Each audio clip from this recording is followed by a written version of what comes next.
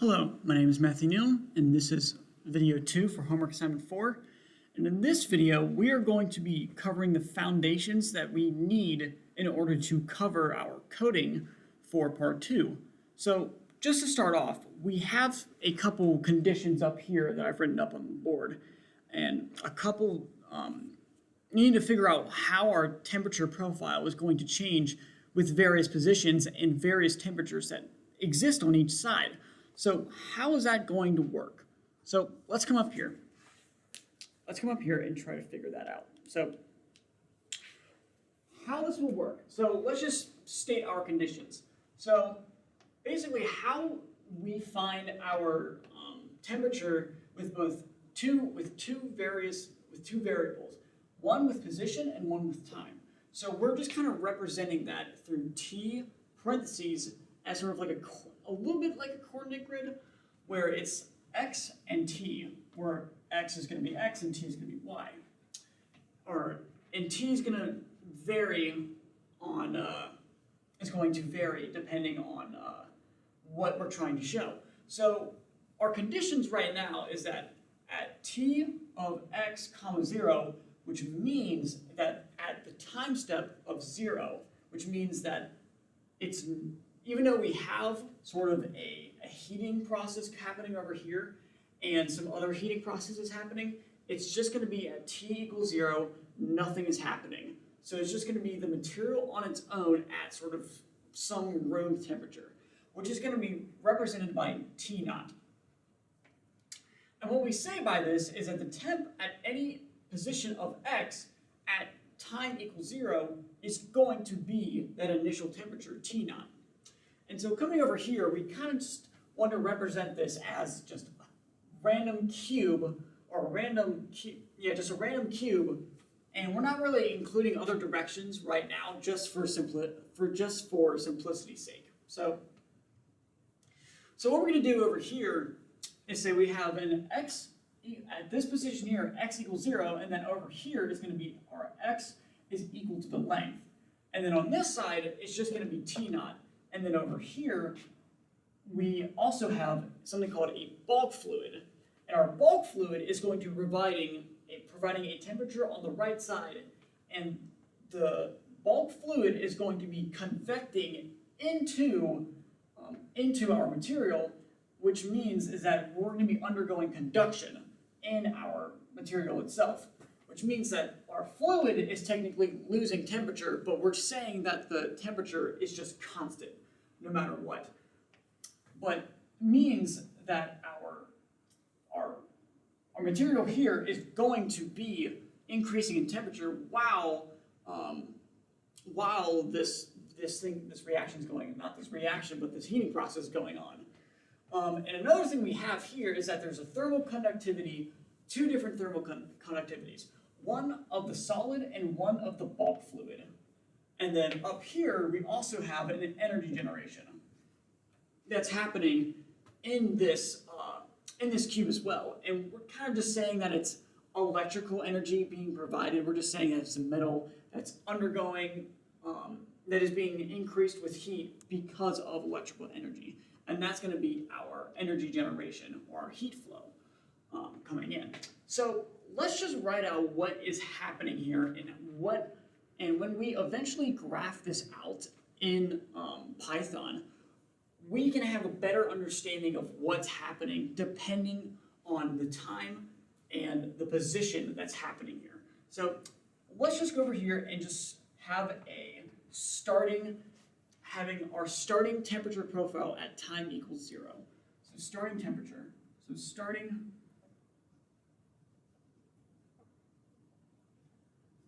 temperature profile. So this is a starting and temperature profile. What we do from here is just say that we have a graph. And this graph is representing our material up here and the various positions of X. So we're going to say that X is equal to 0 over here. We also say that X is equal to And then over here on our right is that x is equal to our length. And then up here, this is going to be our temperature graph and how it's relating to our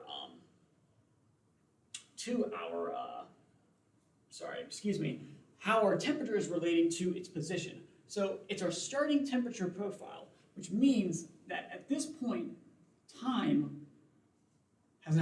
our timer has not started yet. So t equals 0. This entire block is just, or at least from this position to that position, is going to be at a starting temperature value. So it's just going to be T naught. And it's going to come all the way over here. Technically, we're going to say that our bulk fluid over here is also over here as well. So we just have a starting temperature, and we're saying that our block starts at this temperature. So we're going to come back over here, and then we're going to say the timer starts. So how is this temperature profile look like as our time starts getting higher and higher and higher? So what is it going to look like? So we're going to have a new graph as such. So we're going to say that time is greater than 0 for here. So we have the same parameters as we did here. So it's going to be t, x. And then down here it's going to be our x equals 0. And then over here it's going to be our x is equal to length. So what can we say here? So just for a comparison's sake, we're going to write down our T naught, which is our initial temperature. We're just going to use that as a baseline of where each of our temperature profiles is going to start. So we're going to say that our temperature goes from here to there as our T naught. And we also say that our temperature of the bulk fluid is over here. So what happens here? Well, we need a point that represents where the temperature of the bulk fluid represents. So our temperature, our T infinity, is our T of the bulk fluid, is going to be represented by a line, by a little dashed line that goes across, like that. So what can we say as our time gets higher and higher? We can immediately say that this fluid over here is going to be convecting. How do we say it is that this bulk fluid is undergoing convection. It is decreasing in temperature, but our material here is increasing in temperature, so it's being conducted. So there's conduction happening in here. So as I said, as time gets higher and higher, we're just going to start with a couple points here. So at some point, our temperature is going to look like a slope like that. But eventually, obviously, if we put a certain temperature into this block here, the heat's not going to get any higher than what the bulk fluid is providing it. And even though it's an infinite heating source, we're saying that it's an infinite heating source. That it's just going to be, providing heating no matter what. And there's going to be no change. It's going to, eventually, this surface over here is going to stop heating up and then remain at equilibrium with this temperature, with this bulk fluid here. So we then have a graph that kind of looks like this. Maybe a little bit less exponential looking, but basically it's going to flatten out as this temperature reaches, the temperature of the bulk fluid.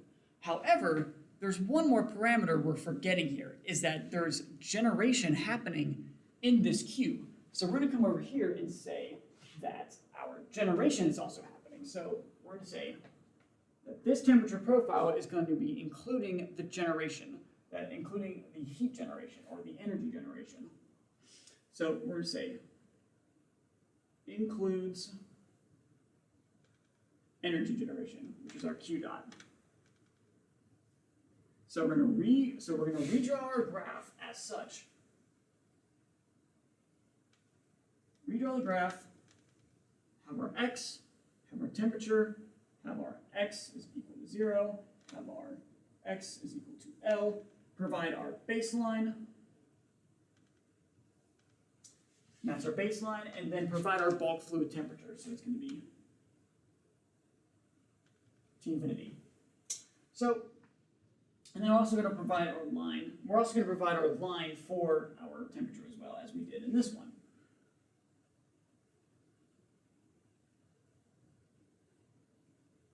So if we have a heating generation, what does that mean? It means that there's, at some point, we are going to be conducting, that there's a lot of conduction happening in this material at once, and if there's a lot of conduction happening, it's actually going to shoot past this, this line here, because the conduction rate is higher in the cube than it is, the conduction rate is higher in the cube, which means is that it's going to, the temperature of the cube is going to be higher than it. And the moment it crosses this line, that means is that the cube is now going to start doing conduction onto the bulk fluid, which means is that there's convection happening in this cube here, which means is that when we shoot past this line, it is going to start decreasing in temperature until it reaches this bulk fluid temperature, or a value where it's going to start coming back down towards the bulk fluids temperature. So it's going to look like this.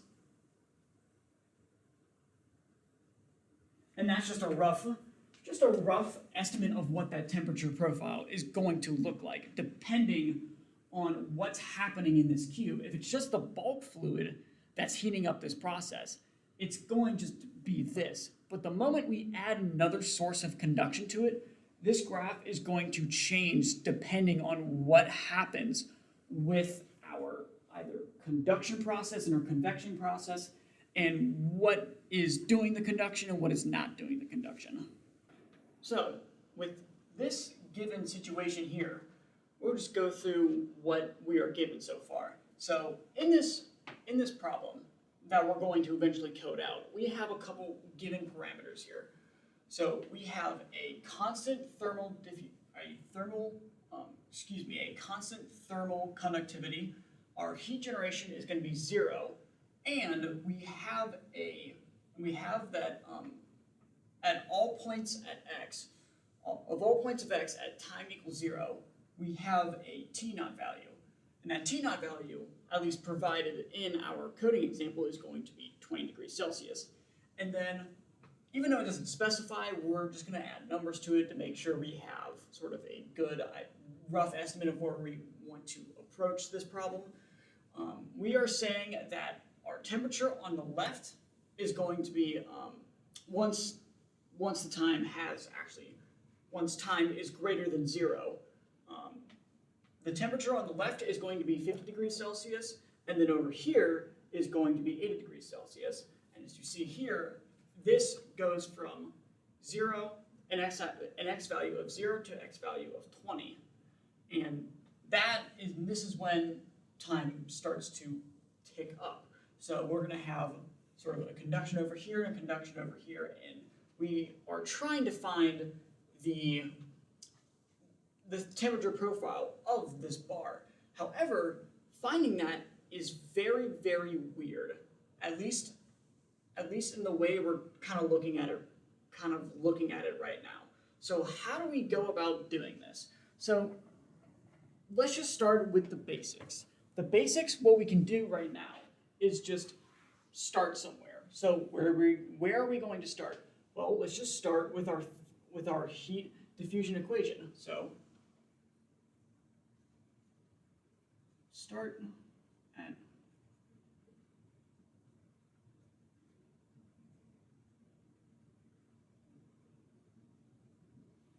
so we're just going to start here. And if you noticed, we're only really going to deal with one direction during this. So what that entails is that we're only going to be dealing with the second derivative of x, or the second derivative of temperature with respect to position x.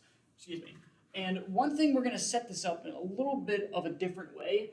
It's still going to be the same equation that we found back in part 1, but we're going to take the alpha value, the 1 over alpha, and we're going to put it on the second derivative side. And what kind of words not, if that isn't making sense, we're just going to write it out. So say that our alpha value, oh, that looks a little weird, that we have a heat diffusion equation of squared our second derivative of the temperature with respect to the position of x. And that is going to be equal to our other side of the equation, which is our change in temperature with respect to time.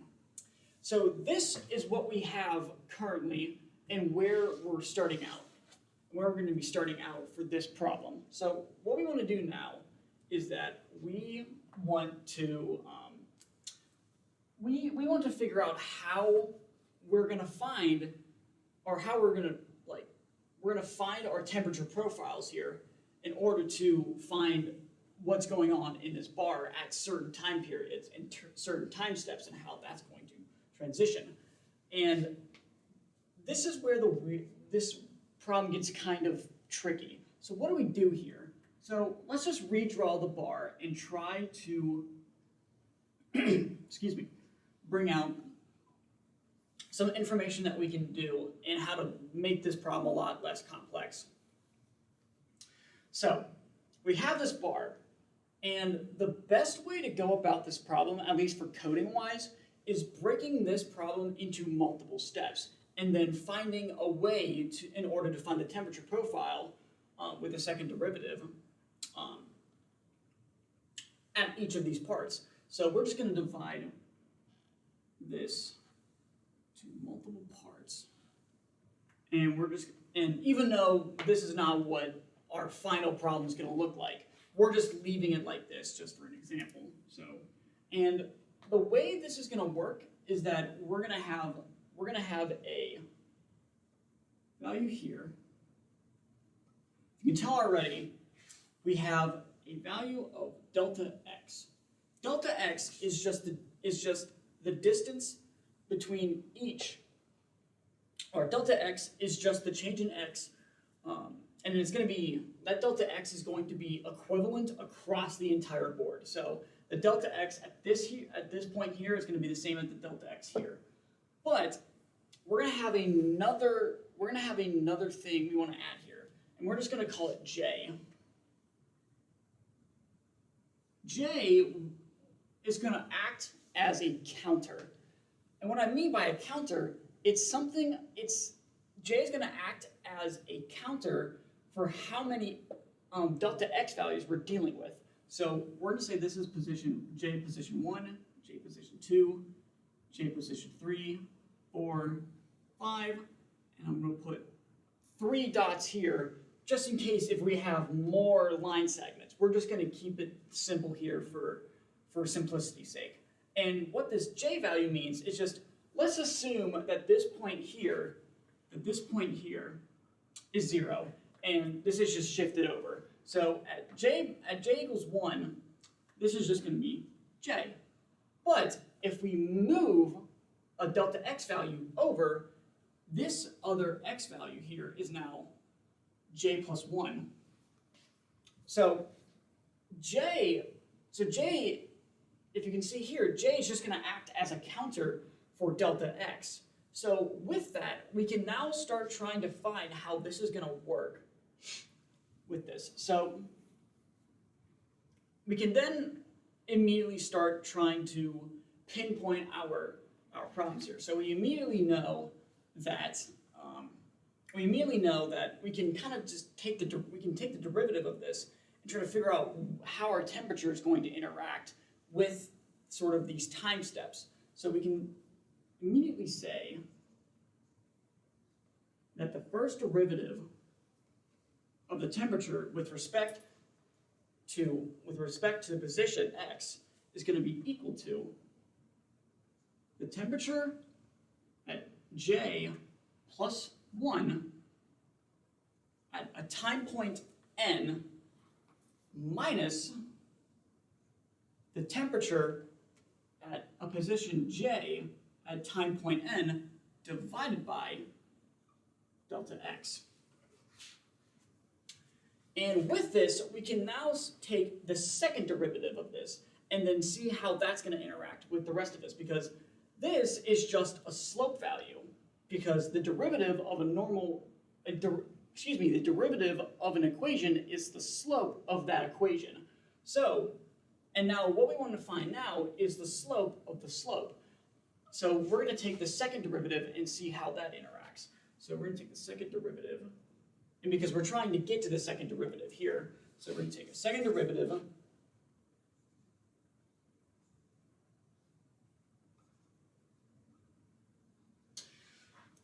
so taking the second derivative, we can immediately say that we have this problem here with another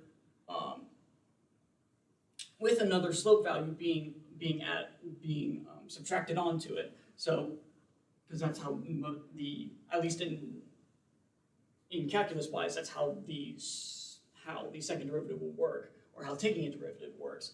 So we're going to rewrite this equation as such: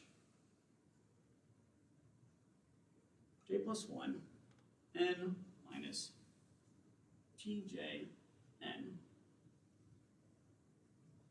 delta x. And then over here, we're going to have tj n minus tj minus 1 at time point n divided by delta x. And then this equation is over another delta x, which is going to simplify out to, we're going to have a simplified equation as such. So we're going to kind of draw this up a little bit just so the camera can see it. So we're going to have a new value after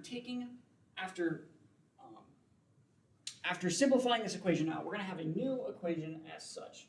It is going to be tj plus 1 at time point n minus 2t at position j at time point n plus t at j plus 1 time point n divided by delta x squared. And this is what we're going to work with for these, what we're going to plug back into this equation to figure out our temperature profile at certain times. So now we need to find what's happening over here. But since we've already simplified at least this version of the change in temperature due to the change in position, we can kind of do the same thing, except we're going to work with another counter instead of working with j, we're going to work with n now. So it's actually quite simple. It's going to look almost identically to what we have here, except this n value is going to get changed instead of our j. So we're going to come back over here and say that our change in t, our change in temperature, and the change in time is going to be equal to kind of what we have over here. So it's going to be our temperature at j n plus 1 minus our temperature at j n over delta t. We're just going to box that out because these two are our most important equations. So what we're going to do now is plug both of these in and then attempt to we're going to attempt to isolate one of these portions here, or more importantly, we're going to attempt to isolate this Tj, our temperature at J at a time point at n plus 1, because that's going to be able to, we're going to be able to find our temperature profile, at least make a, we're going to form our graphs out of what our next temperature at a position J at another time point is going to be. And we need all this information to even find that. So we're going to come up here and we are going to rewrite this equation with our new information. So it's going to be alpha over delta x squared multiplied by our equation. So it's going to be tj plus 1 n minus 2tjn, and then plus tj minus 1 at time point n, and then that's going to be equal to what we have here. So, or what we have for our change in temperature to the change in time. So then we're going to go over here and say that temperature at j at n plus 1 minus our temperature at j position n. And then that's going to be over our delta t, our change in time. So what we want to do now is then start to isolate our variables.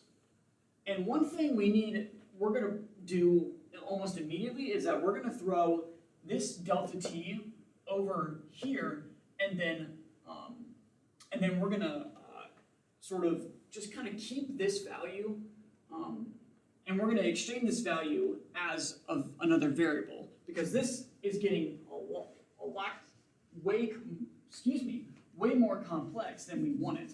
So we're going to throw that delta t over here, and then we're going to say this value is equal to just a value of r. Make that a little bigger. A value of r, and then we're just going to rewrite the equation and figure out where we go from there. So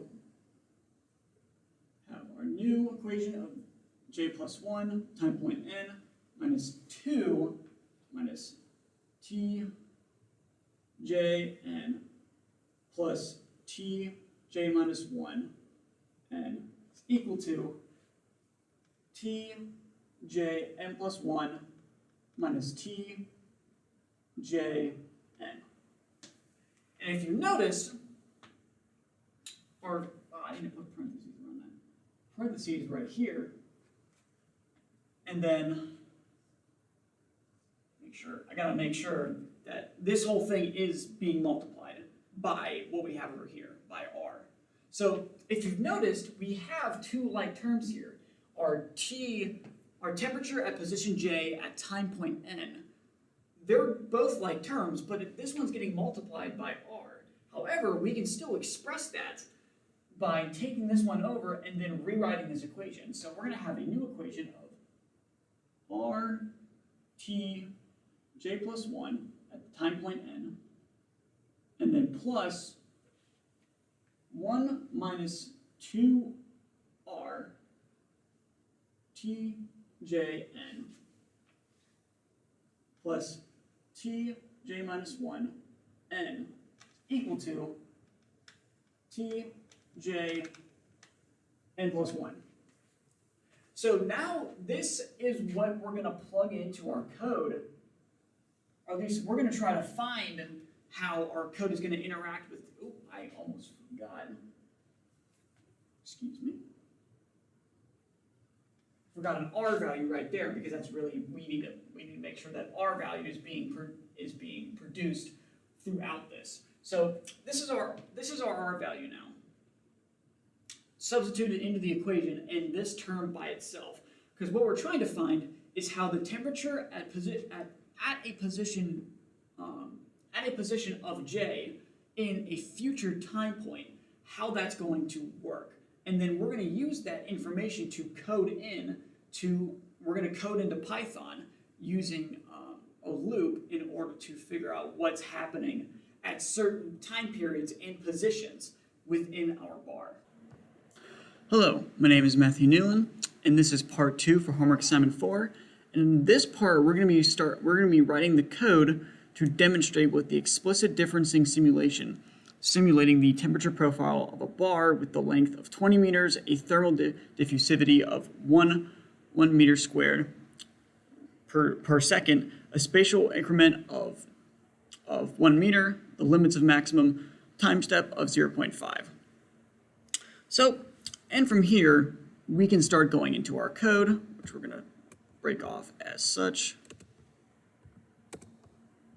So now we're here, and from here, I have an information sheet that shows all of the things we're going to need. If you've noticed, we don't have our thermal diffusivity and our length in our given values that we're going to be using, because we're not really going to need them for this, at least for this, because they've already been kind of taken out of the function because of the work we did with our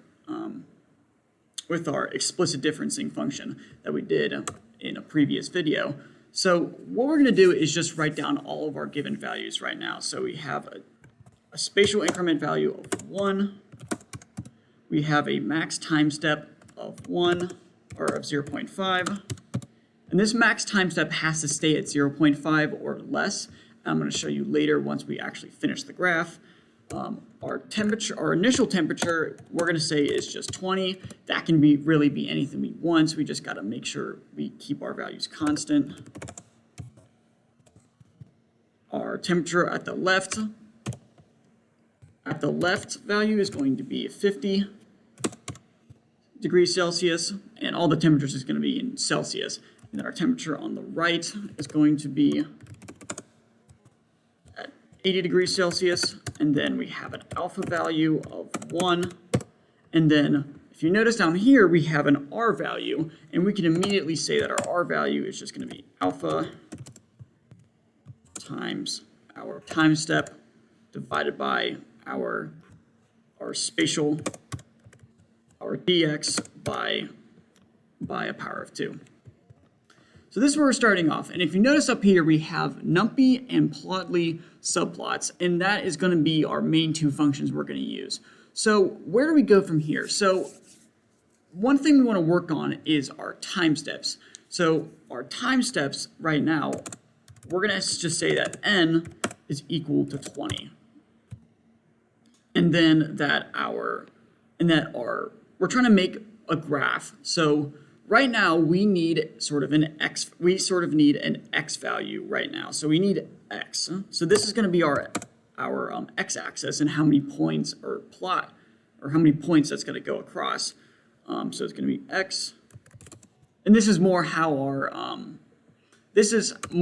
length is going to be introduced into our function. So it's going to be x is equal to numpy linspace, starting at 0, going only to 1, and then having 20 points. Or it's going to have an increment of 1. Or I might be messing that up. Yeah, so it's going to be start, stop.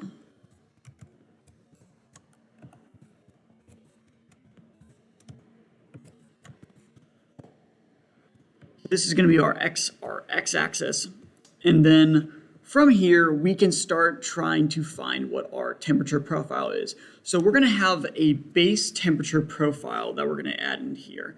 So our base temperature profile is going to be a little weird. We're going to do something. We're going to make an array using a using a function called numpy full. And what this does is that it makes an array with a shape. With a given shape that we input into it, and we're also going to input a value into it as well. So it's going to be our T naught, or our initial temperature, 20. And that makes an array with a shape or a size of n, which is going to be 20, and then it's going to have only this T naught value into it. So we need to come in here and say that our initial value at 0, which is going to be our T left, is going to be 50. So it's going to be T left. And then our final value at -1, because how indexing works is that a -1 just means the literal final value of our array is going to be T right, which is going to be 80 degrees. And then what we can do now is say that we probably need to make our subplot now. So this is going to be our base subplot. So we're going to come over here and say that fig, since fig is equal to make subplots, parentheses, and then we're going to do fig.add, add scatter. We have our x-axis, and then our y-axis is going to be t, and then our name, or for our mode for this one, is going to be our lines, and then our name is just going to be 0 for this. And if that's all right, we should have a graph as such, and we do. What this just means is that when time is 0, and we have a temperature here and we have a temperature there, it's going to, we have a temperature on the left, a temperature on the right. Before any heating begins in this particular bar that's increasing from the x value, or increasing because of our x value, this is our baseline. So since we have this right, we know what our baseline is going to be.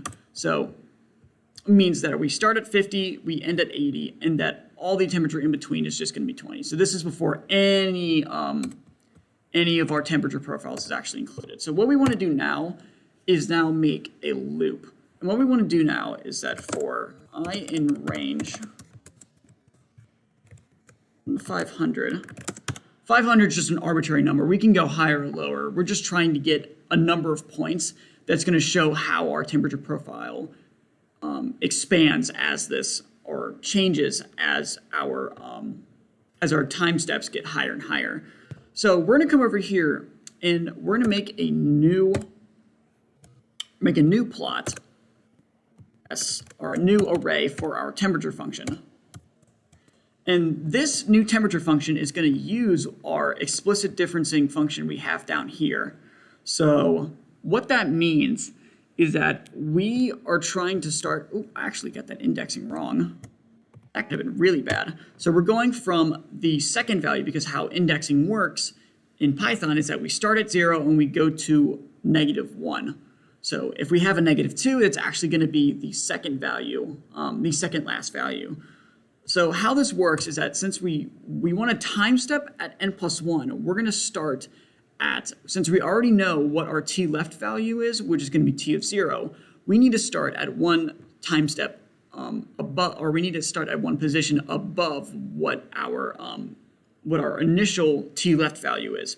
So we need to start at one step above that. And since this is going to be our what our temperature is going to be at a future time step, we can then start solving for it. So we have so looking down at our equation sheet over here, we can see that we have R times T, our temperature at a position J plus 1. So what that means, it's just at a position that starts at 2 and goes to the very end. And then we're going to come over here and have plus. Then we have our next value here, which is going to be -2 times R. And that's just our normal J value, so it's going to start at. So what that means is that it's going to start at 1 and then go to -1, because it's going to model the same thing we have over here. It's going to model our same function we have over here. We're going to make sure that's being multiplied.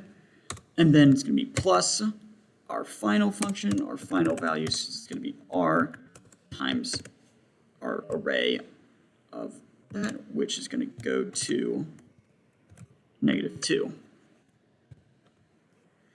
And this, from here, we're gonna run into an issue. And since we've already kind of solved this, we did something like this in class earlier, we're actually going to do one last thing, is that because we have that 1 through 500, we're going to have a very, very dense graph, and it's going to be very, very hard to read and see what's going on. So we're going to do something a little weird. So if we're going to do an if function, and if I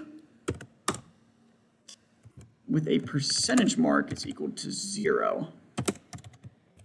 And what this means is that it's going to divide every single value from 1 to 500 by 25.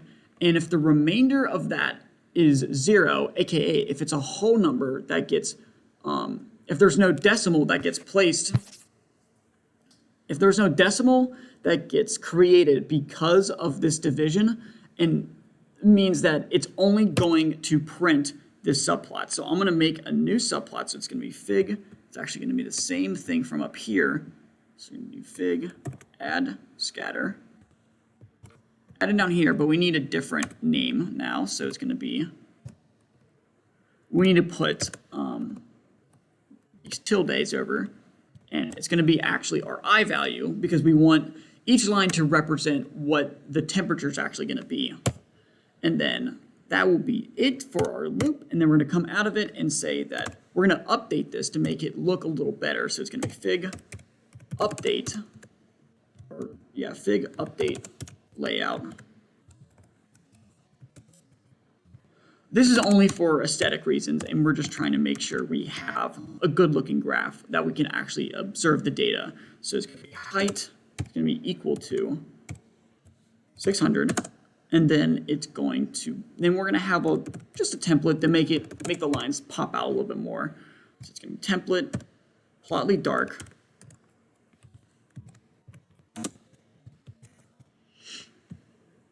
And this should be our function. Okay, this is exactly what we wanted. This shows the progression of the temperature profile as our time begins to go, when our time function gets higher and higher. And this shows the progression of the temperature as our temperature starts increasing throughout our bar. And what I was talking about earlier with this time function, if we come in here and say 0.6, watch this.